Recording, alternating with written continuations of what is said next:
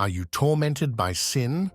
2 Peter chapter 2 verse 8 describes the torment that Lot experienced daily as he lived among the wicked inhabitants of Sodom.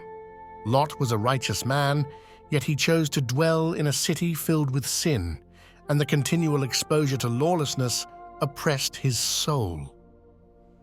The verse makes it clear that the environment we immerse ourselves in has a profound effect on our spiritual condition. Lot's soul was tormented because he witnessed the filth and perversion of Sodom, and though he was grieved, he remained there. This reveals a dangerous compromise, choosing to live among sin while attempting to maintain righteousness. Lot's distress serves as a warning to Christians today.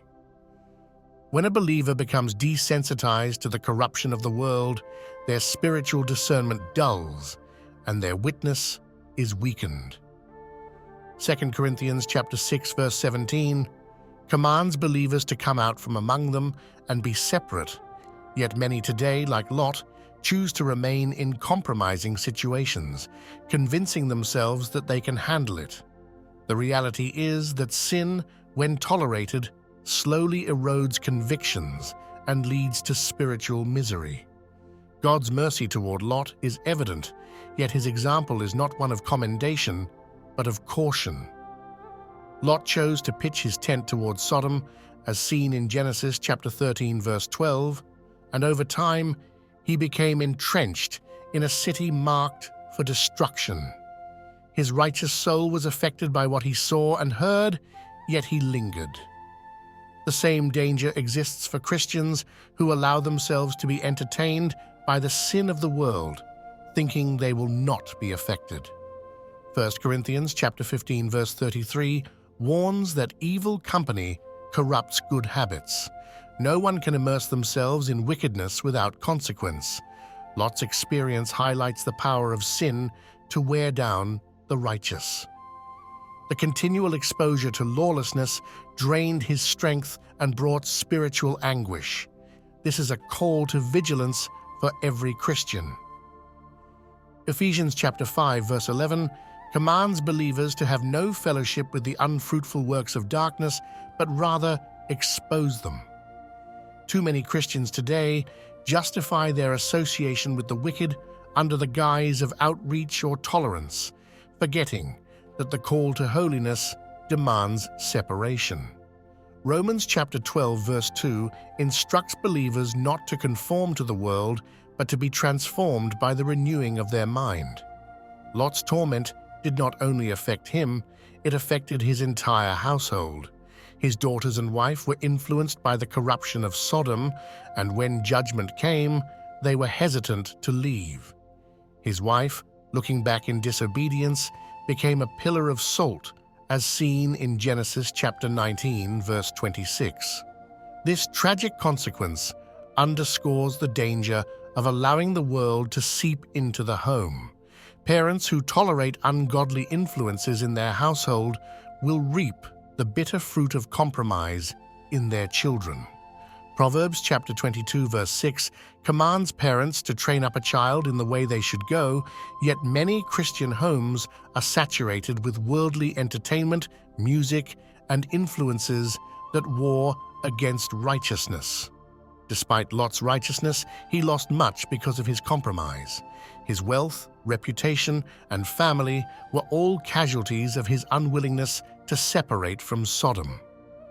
This is a stark warning for those who think they can maintain a strong walk with God while remaining in the midst of spiritual corruption. James chapter 4 verse 4 declares that friendship with the world is enmity with God. Lot's example proves that attempting to straddle both worlds results in spiritual loss and regret. The application is clear. Christians must be diligent in guarding their hearts and minds from the influence of sin.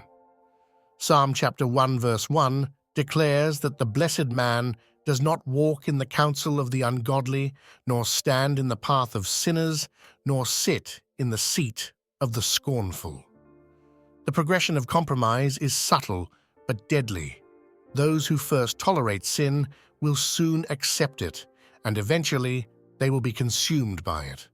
The call to holiness is not optional, it is commanded. 1 Peter chapter 1 verse 16 states, "Be holy, for I am holy." Lot's story serves as a warning of what happens when believers fail to separate themselves from the world.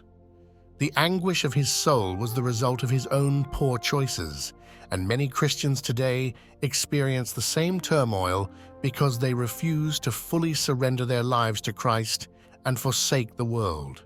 The fear of the Lord should compel believers to flee from the corruption of the world and pursue righteousness with all diligence. 2 Corinthians chapter 7 verse 1 instructs believers to cleanse themselves from all filthiness of the flesh and spirit, perfecting holiness in the fear of God. Those who take this command lightly will find themselves, like Lot, worn down by the weight of sin and compromise. Christians must make no provision for the flesh, as stated in Romans chapter 13 verse 14. The world offers nothing but destruction, and those who linger will suffer the consequences. The time is now to separate, to stand firm, and to pursue holiness without wavering.